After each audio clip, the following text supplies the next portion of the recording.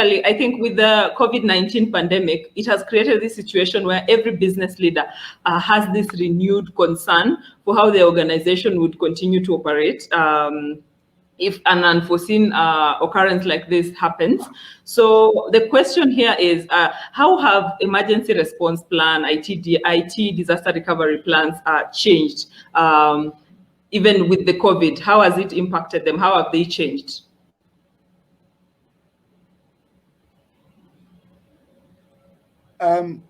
Okay, this one is a very interesting one because as well, so when during disaster recovery plan, mostly we're talking about getting another site, maybe hot sites, cold sites, all those things in terms of disaster, how to resume business, all those things.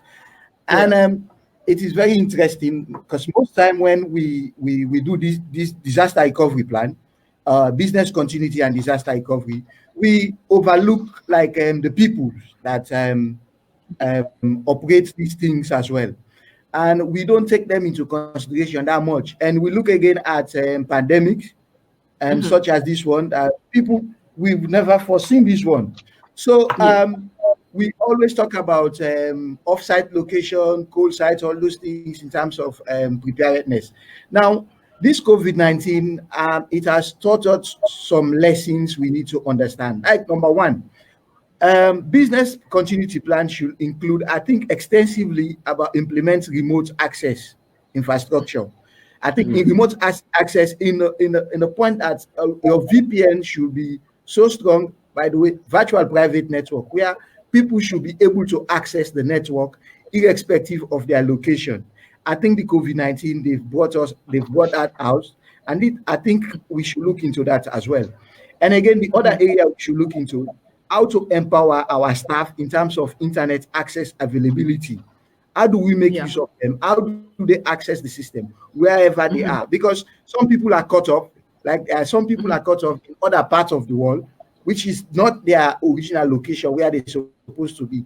They're supposed to be carrying their normal work. But because of these things, in terms of lockdown and other things, so how do you make use of them? How do they continue their work? All those things. I think we should look into that as well. So keep employees online at all times. So ensure constant communication. So the disaster recovery plan, I think these things, they have changed, and these are the things we should be looking into henceforth from now when we are considering building our disaster recovery plan. And again, we should look at ways of making use of cloud computing, cloud-based vendors, how we should move our system to the cloud. Because if, although you have your, let me say you have your on-premises system, maybe your staff cannot, the IT staff, due to coronavirus or whatever happened, they cannot go there, all those things. So if you have your cloud-based system, all those things, staff will be able to access the system wherever they are, irrespective of time or location. You can continue with the business without any hindrance to the organization or the operation of the system.